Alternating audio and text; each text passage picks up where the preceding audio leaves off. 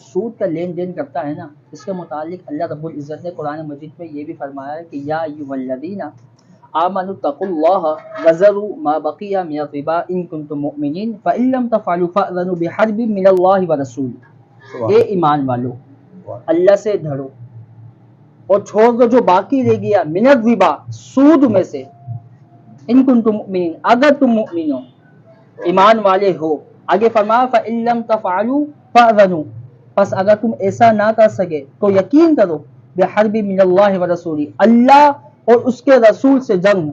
अल्लाह रब्बुल इज़्ज़त ने जंग का ऐलान फरमा दिया है इस हवाले से। इसी तरह एक और हदीस पाक है जिसमें हज़रत अबू हुरैरा रज़ियल्लाहु ताला अन्हु से रिवायत फरमाते हैं कि अल्लाह के रसूल सल्लल्लाहु ताला अलैहि वसल्लम ने इरशाद फरमाया कि सूद के जो है 70 हिस्से हैं।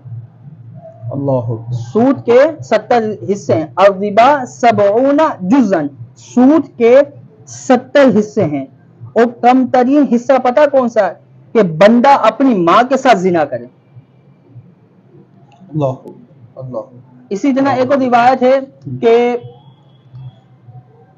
कि जो सूद खोर है, जो सूद का मामला करता है, वो ऐसा बंदा है कि जिसने खाने काबा के अंदर अपनी माँ के साथ जिना किया हो।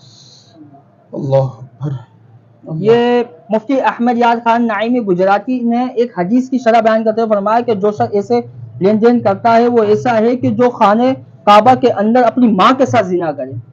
अल्लाह अल्लाह अल्लाह। इससे